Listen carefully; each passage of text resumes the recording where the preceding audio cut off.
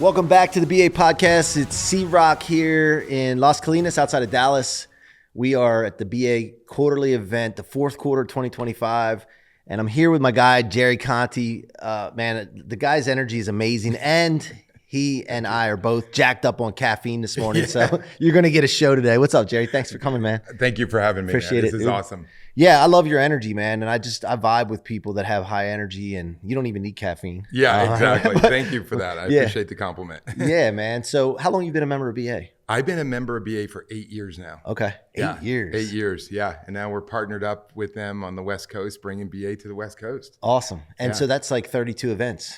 Yeah, it's been a lot of events. Yeah. I think I made almost all of them. Yeah. And what's your favorite part about BA? You know, BA was, from the very beginning, when I started, there was only about 25 guys in a room, right? Yeah. And it was mostly male at the time. And now it's such a great balance between male and female entrepreneurs. And when I met with Mike Calhoun, I really taken a liking to him personally. And when I went into BA, I didn't go in for myself. I went in with a client, a very successful client running about a $50 million Amazon business. And I thought he would be interested in potentially joining this community. Mm-hmm. And then by the time that the event was over, Mike came up to me and he's like, "We don't want your guy. We want you." I thought, wow, that's pretty interesting. I wonder where that came from, right? And so the idea was that I was just a giver in the room. I was like, this guy asked for something and I had the resource. And then that guy asked for something and I had the resource. And I was at the time, I felt like I was like the most popular guy that had the most connections in the room amongst 25 elite entrepreneurs. And so he saw that in me. And I, at the time, I wasn't like breaking any records or anything. Right. I was probably doing like maybe $300,000 a year. What were you doing at the time? I was a consultant. Okay. I was a consultant for a long time. I worked with some really great names in the business and I would set up branding and funnels, marketing funnels, and helping them produce an event, like a live event. Okay. And I was really good at what I did, but it was very niched, and I always just had like a handful of clients. Yeah. And so I was pretty content, wasn't really overworking or anything. And I had this idea. Mike's like, "You got something in you. You got an idea in you, right?" And I'm, of course, I have an idea in me, right? And it was about arbitraging luxury real estate in Phoenix, Arizona, on Airbnb and VRBO. And so he's like, "Well, share it with the room." And I'm like, "Are you serious? Like, this is just an idea, you know?" And I'm like, "Yeah, all right, I'll share it." I was a little nervous, because it was just in the idea stage. And we had one property, my partner and I had one property, and that property did over right around $150,000 a year in profit. And I was like, that is amazing. So hold on a second. Yeah. So arbitrage, can you explain that to the audience? What that means? Yeah. Basically where you can like take somebody else's asset, like, Uber has done and Airbnb has done, where you take somebody's asset, but you're not paying for it. Gotcha. You're just leasing it. So in that realm, you were leasing a property and then releasing it? Yeah, that's correct. Okay. On Airbnb. Okay. On VRBO and other websites. Okay, so you would get a lease, like a regular old month-to-month or year lease. And then you would handle the Airbnb or VRBO for those people. And then did they have to be okay with it, the owner? Or how did that work? 100%. Yeah, so we were completely transparent. We typically did a 3-year lease with an option for another 3 years. So we had to negotiate that deal, and they knew we were using it for the short-term rental, but we were paying them a little bit more than what they would get for regular rent. Right. So we gave them a little bit more, and if they would rent us their furniture, we'd even give them more. Then you were on the hook if you didn't get it rented on the Airbnb. We'd be completely on the hook on that because it was a triple net lease. Yeah. So we basically were responsible for the whole house. Gotcha. Unless a tree fell on it or an insurance claim of some sort. Okay. So then you handled it just like it was your own house, and you put it on short-term rentals. It was an incredible business that turned out, but it was an idea at the BA stage, and then everybody in the room was like, "This is a good idea," and you already have a test case. You had one opportunity, so we started to teach it. Like, if you learn something and it's really good, you should teach it and make money from that. Huh? Why should you teach it? Because, great question. Because a lot of people think, why don't you just hold it all to yourself, right? Yeah. Well, because you can find partnerships that way. Yeah. You can find other people that can help you scale your idea. Mm-hmm. So for me, I didn't have the capital to scale what I was doing.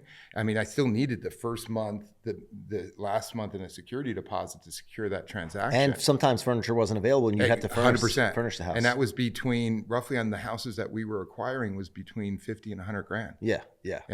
Each of these homes had about 16 beds minimum. Oh, big Yeah, ones. these are bigger homes. Yeah. Like in Orlando, those kind of places? No, it was just Phoenix. We Phoenix, just stayed in Phoenix. We stayed in Scottsdale, Paradise Valley, and we played in North Phoenix. But they have those in Orlando too, like these, 100%. Yeah, around Disney World. All over the United States. Gotcha. It's just that Arizona was very, lenient when it came to short-term rentals, whereas California hates it. Yeah, and so you started teaching it and you put a course together or something? Or I events, did. Or? We not only put a course, we put a 3-day event together. We ran that for a couple years leading up to the pandemic. We did very, very well. And then we started another company called Lux Home Pro Holdings, which opened up a whole new opportunity for me to acquire my own properties. Okay. And so we just scaled that. Okay. And then the pandemic shook us up a little bit. And at the end of the day, I ended up letting the business go, the educational portion of it. We ran the homes for a couple more years throughout the pandemic. Yeah. And now I'm out of that business. But it was just a testament to an idea in BA that turned into an incredible multi-million-dollar business. And with the support of the group. Yeah, it's amazing. And then so take us through that part where it's like you need to move on to the next thing. And sometimes it's hard to confront that, right? Yeah. It so was very hard. What was the process like with it was kind of sad because I had a $3 million education business and it went down to like $300,000. Right. And, and I tried to save it. And I think I stayed a little too time trying to stay. You know how that is? Like you don't want to let go of your baby. And this was a good business and I didn't want to let it go. And I thought we can take it into other areas 100%. Outside of Phoenix. So yeah, it was like one of those situations where you just had to let it go and reinvent yourself. Yeah. And so that's what I was doing for the last couple of years. I've been reinventing myself. And so, so what year was that when you shut it down? So that was 2000. That was probably 2022. Okay. Yeah. So 3 or 4 years ago. Yeah. And then what was the window like between that and your next thing? Take us through that part. Yeah, it was emotionally and then planning. Yeah. The greatest thing is having a support system. Like that's what's so great about BA is that there's opportunity everywhere. In this room, the opportunity is insane, right? Yeah. And so I was really I had a couple other things that I was working on at the time, and they were going through its own percolation in a sense, trying to find its legs in the IoT space. So I got into IoT. IoT is the Internet of Things. Okay. So I partnered with a company indirectly through a company called Helium, which is a really big, they were building a global... I've never heard of IoT before. Yeah. IoT is pretty cool. Yeah, Internet of Things. It's an extension of the internet in a low frequency, 915 megahertz frequency. And there's these little boxes, these little IoT devices that actually Helium created a compensation plan out of it where it mines tokens, but you put these units on buildings and homes and you create a mesh network. Okay. So it's an IoT mesh network, and there's billions of devices that work off this IoT network. Okay. And it's a fascinating vision. And I was like, wow, this is an enterprise level business. So I took it, the bulls by the horns and just went all in on it. Okay. And it was, it was kind of discouraging to know that it didn't work out, Right. But so it's the Internet of Things. So you put these things on houses, and then what would happen? They would have their own. So it creates a mesh network. You ever see those scooters in town in like a metropolitan city, and then you can pick it up one place and drop. Yeah. Well, that's operated by IoT. Oh, okay. I got it. So when you say Internet of Things, the scooters would be one of the things. That's one of the things, right? And that's how kind of like probably Tesla has their or Waymo has their self-driving cars. I'm not sure if they use IoT on that. But kind of same kind of system. It's like an intranet. That's exactly what it is. It's an extension of the internet. Okay, makes sense. So and you've seen like when you go into a parking garage and it says like 18 spots left on the second floor. That's an IoT device. That's censoring if that car is in that spot. Got it. Yeah. Okay, that makes sense. So there's billions of those devices in the world, billions. And so having a global network just was very appealing to me, and it was a decentralized system, which I love. Right.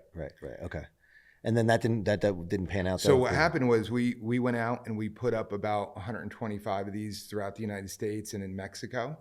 And then Helium, in some way, shape or form, when the crypto dropped, they kind of pulled the plug and turned it over to Solana. And then it was over since that point, and everybody stopped buying these units. Gotcha. Okay.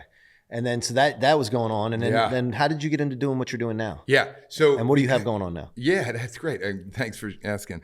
So what happened was I started to recognize that I had some hidden talents that I didn't know before, and that was raising capital and, selling what I was passionate about. I was like, I was really excited about it. And I started to say, hey, I'm not that bad as a capital raiser, but I was watching people here at BA do it a lot better than me and more efficient. And so I started asking the questions. Mm-hmm. So anytime you're doing something and you're somewhat good at it and you're getting, people are telling you like, man, how are you doing what you're doing? And you're feeling good that you're doing something right.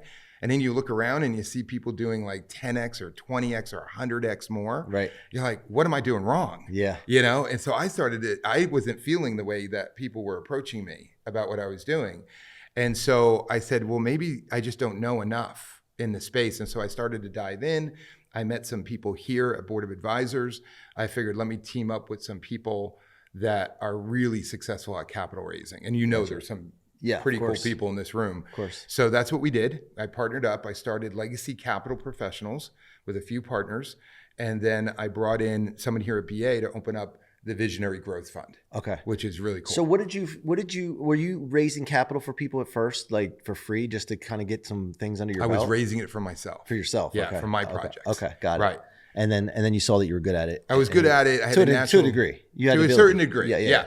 I was frustrated with it because the only way I knew how to do it was really one-on-one basis. Yeah. And I didn't have the legal structure to do it any bigger than that. Like I couldn't advertise it until I set up a Reg D 506C. And that's what you saw those other guys that were doing? They were doing that and they had the structure down. They were building that structure. Yeah. And they were able to raise a lot more money because they can advertise it from it. Gotcha. So when you have the right structure, you can advertise online. You could scream from the rooftops. You could go on a stage and promote in front of a room. And before that, you could only do one-on-one. You couldn't even do a friends and family event on a webinar. You could do that. You really don't. You don't usually do friends and family on a webinar. It's usually an in-person thing. And that's really kind of how you have to make it happen. Okay. And then how does the business model work? So people understand so my business right now, Legacy Capital, we do some consulting services where we can prep companies to do, to get ready for capital raising. So we do that as a service.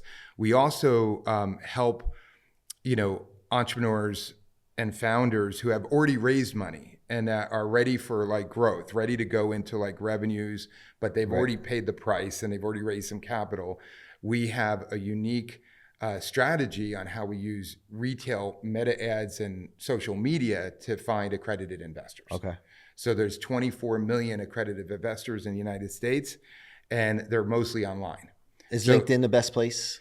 I like Facebook. Really? Yeah. I would never think Facebook. Facebook's incredible. Yeah, it's incredible. And, we've brought on a couple really great ad agencies that have raised, over $100 million doing this. Yeah. And so not LinkedIn much? LinkedIn too. LinkedIn's very powerful if you know what you're doing there. Yeah. It's a little bit, ads are a little bit more pricey on LinkedIn than they are in Facebook. So you got to look at your cost. But we guarantee our, founders at least 20 preset appointments, which makes us unique in the game because I haven't seen anybody guaranteeing anything in the capital raising space. No, so many people are burnt by pay first up front. 100%. They don't know for sure they're working for them.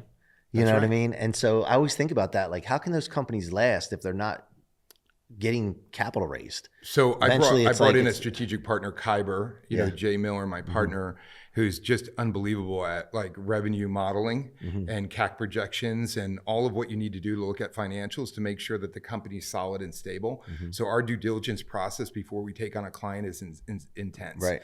And we have to do that because I'm a fund manager and you have an obligation to make sure you're protecting investors the best you can. Right. And anything you find out, even if you're deciding to move to the next level, is you have to disclose it.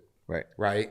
So if you like the deal, even though there's some past issues, you can get around it by disclosing it to the investors. Right. And I think it's good to do that too, because then you can tell the story and then maybe they overcame something. 100%. And that shows, grit and, 100%. Yeah. It's rare that we find an entrepreneur that doesn't have something that went wrong in the past. And investors understand that. Yes, they do. The problem is that when you hide it.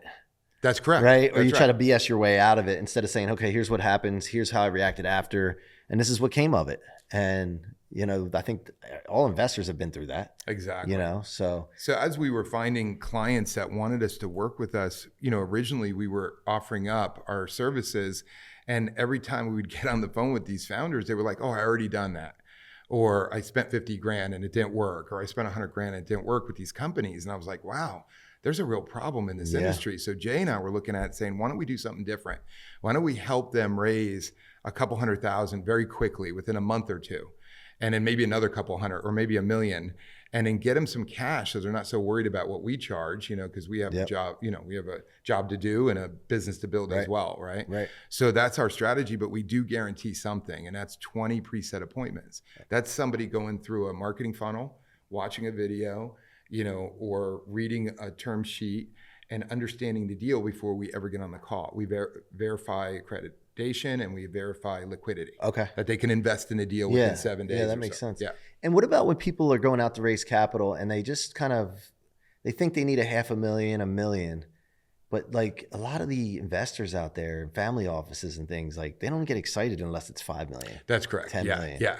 That's why the retail strategy is really powerful, because you can stop whenever you want to stop. Yeah. Once you stop running the ads, you stop bringing in investors. Right. So you can turn it on and off, and it's a minimum. Usually 100,000 is a good minimum, right? Yeah. Investor on the accredited side. So yeah, we never go into, and we start moving into the private equity, family office, angel investors, high net worth. Those strategies take 2, 3, 4 months, 5 months to get over the line. But you're right.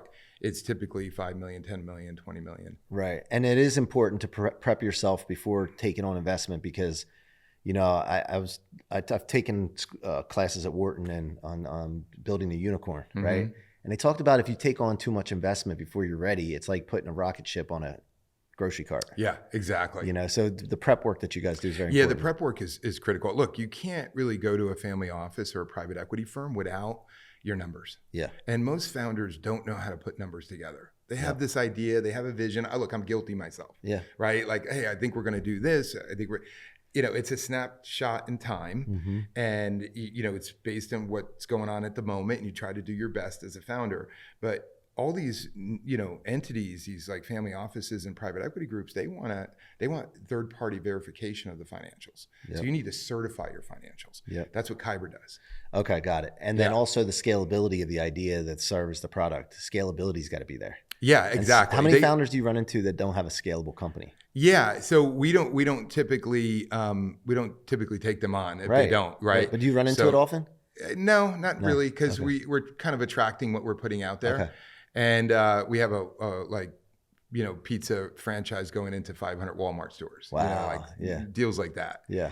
We have Ashley Black, who's, absolutely amazing. Somebody who's, sold 220 million in her previous product. Her new product just came out. She's done, close to $6 million or more in sales. How did you acquire her? Where did you get the connection? I met her through a longtime friend that I brought into board of advisors. Oh, wow. Yeah, which is really cool. Yeah, it was like a longtime friend. We haven't really connected in many years, and she introduced me to Ashley. It was just a great connection. And then did you hit it off right away? Right away. Yeah. Right away. Yeah. It's that energy, bro. It's the energy. Yeah. 100%. 100%. And she says that all the time. She's like, she had private equity firms knocking down her door, to come in and to do this and to take her public and all that. And we got the deal, because we're authentic and we try to be as real as we can. Yeah, I love it. Well, where can people go deeper with you that want to learn more? Yeah, go to legacycapitalpros.com. Legacycapitalpros.com is a great way to come to my website. You can always go to jerryconti.com, and that's all my personal information. You can book a call. Awesome. I'm there. Jerry, thank you so much for joining me, man. Good job. Thank you so much. All right, folks, that's this episode of the BA Podcast, Board of Advisors. Go check it out. Entrepreneurs, investors, executives, and founders. This is the place to be. We're here in Las Colinas, outside of Dallas again. Keep coming back. Make sure you subscribe and follow on your favorite podcast platform. It's your boy C-Roc signing off.